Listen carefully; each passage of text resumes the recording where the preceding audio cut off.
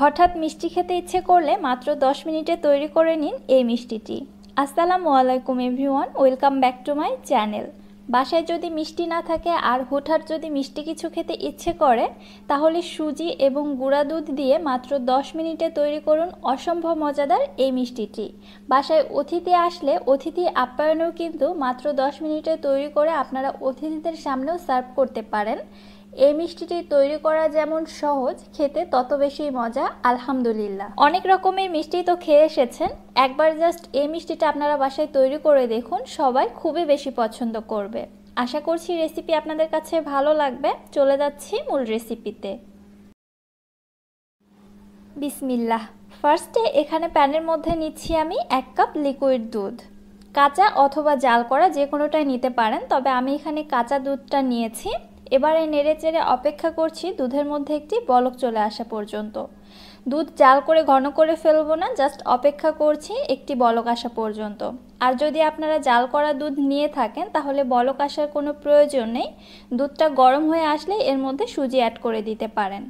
দেখতেই পাচ্ছেন দুধের মধ্যে অলমোস্ট একটি বলক চলে এসেছে।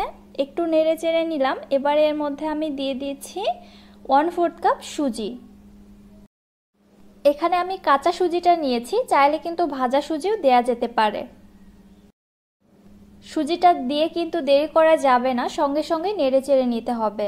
আর এই অবস্থাতে চুলার হিট থাকবে একদম লোতে, কোনোভাবেই চুলার হিট বাড়িয়ে দিবেন না। কন্টিনিউয়াসলি এভাবেই নেড়ে চেড়ে নিব, সুজির মধ্যে যেন কোনো প্রকার দলার সৃষ্টি না হয়। নেড়ে নিতে নিতে দেখুন একটু যখন আঠালো হয়ে এসেছে, ওই পর্যায়ে এর মধ্যে আমি দিয়ে দিচ্ছি 1/2 কাপ চিনি। চিনিটা আপনারা আপনাদের টেস্ট অনুযায়ী কমিয়ে বাড়িয়ে দিতে পারেন, তবে 1/2 কাপ চিনিতে যে মিষ্টি হয়েছে এটাই আমার কাছে একদম পারফেক্ট লেগেছে। আবারও নেড়ে চেড়ে নিচ্ছি। চিনিটা মেল্ট হয়ে কিন্তু মিশ্রণটা আবারও কিছুটা লিকুইড ফর্মে চলে আসছে, দেখতে পাচ্ছেন। এভাবে কন্টিনিউয়াসলি নেড়ে চেড়ে এটাকে কিন্তু ঘন করে নিতে হবে। আবারও বলছি, নাড়ানো কোনোভাবেই অফ করা যাবে না, এভাবে অনবরত নেড়ে চেড়ে মিশ্রণটা তৈরি করে নিতে হবে। এ পর্যায়ে এর মধ্যে আমি দিয়ে দিচ্ছি 1/4 টিস্পুন এলাচের গুঁড়া। এর মধ্যে খুবই সুন্দর একটা ফ্লেভার আসবে, চাইলে কিন্তু আপনারা স্কিপ করতে পারেন। এলাচের গুঁড়া দিয়ে নেড়ে চেড়ে খুব ভালোভাবে মিশিয়ে নিলাম। এবার এর মধ্যে দিয়ে দিচ্ছি প্রায় 1 চামচ পরিমাণে লেবুর রস। চাইলে আপনারা লেবুর রসটাও স্কিপ করতে পারেন, তবে আমার কাছে মনে হয় লেবুর রসটা দিলে দুধের ছানা কেটে কিছুটা দানাদার ভাব চলে আসে, এতে করে মিষ্টিটা খেতে কিন্তু খুবই বেশি ভালো লাগে। আবারও নেড়ে চেড়ে সব কিছু একসঙ্গে মিক্সড করে নিচ্ছি এবং অপেক্ষা করছি মিশ্রণটা কিছুটা ঘন হয়ে আসা পর্যন্ত। দেখতে পাচ্ছেন মোটামুটি ঘন হয়ে এসেছে। এবার এর মধ্যে দিয়ে দিচ্ছি 1/2 কাপ গুঁড়া দুধ। গুঁড়া দুধটা দিয়ে আবারও খুব ভালোভাবে মিশিয়ে নিচ্ছি।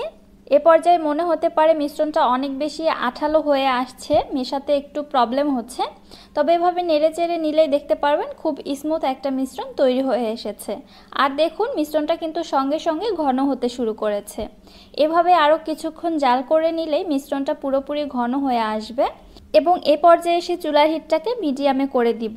দেখতে পাচ্ছেন প্যানের সঙ্গে কিন্তু লেগে আসছে, এজন্য এখানে আমি 1 চামচ পরিমাণে ঘি দিয়ে নিয়েছি।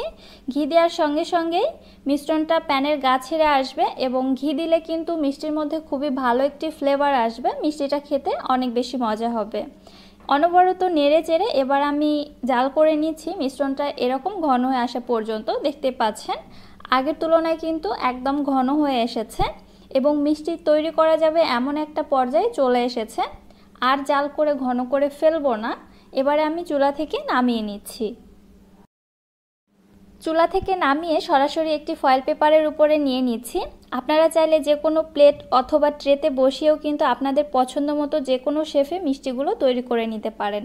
গরম থাকা অবস্থাতেই মিশ্রণটি আমি একটি রোলের শেপ দিয়ে নিচ্ছি এবং পুরোটা মিশ্রণ ফয়েল পেপার দিয়ে এইভাবে মুড়িয়ে নিচ্ছি।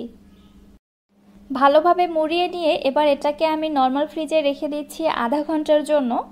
এর মধ্যেই কিন্তু মিষ্টিটা খুব ভালোভাবে সেট হয়ে আসবে, আমাদের কেটে নিতেও অনেক বেশি সুবিধা হবে। ফ্রিজ থেকে বের করে নিয়ে আসলাম প্রায় আধা ঘন্টা পর। এবারে আমি আপনাদের মিষ্টিটা কেটে দেখাবো।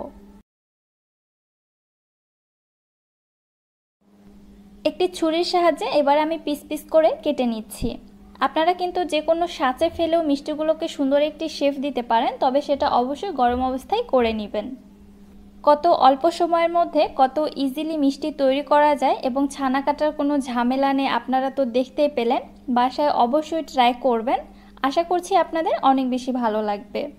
মিষ্টিটা সুন্দর দেখার জন্য উপর থেকে কিছু পেস্তা বাদাম কুচি দিয়ে দিলাম। এবার দেখুন দেখতে কত বেশি লোভনীয় হয়েছে, খেতেও কিন্তু আলহামদুলিল্লাহ ততই বেশি মজাদার। আশা করছি রেসিপিটি আপনাদের কাছে ভালো লেগেছে। রেসিপি ভালো লাগলে যারা ইউটিউব চ্যানেল থেকে দেখছেন চ্যানেলটি সাবস্ক্রাইব করে পাশে থাকা বেল আইকনটিতে ক্লিক করে রাখবেন আমার পরবর্তী ভিডিও নোটিফিকেশন সবার আগে পাওয়ার জন্য। এবং যারা ফেসবুক পেজ থেকে ভিডিওটি দেখছেন পেজটিতে অবশ্যই একটি লাইক এবং ফলো দিয়ে দিবেন। সো আজকে আর বেশি কথা বাড়াচ্ছি না, আজকের মতো এখানেই বিদায় নিচ্ছি। সবাই অনেক বেশি ভালো থাকবেন, সুস্থ থাকবেন। আল্লাহ হাফেজ।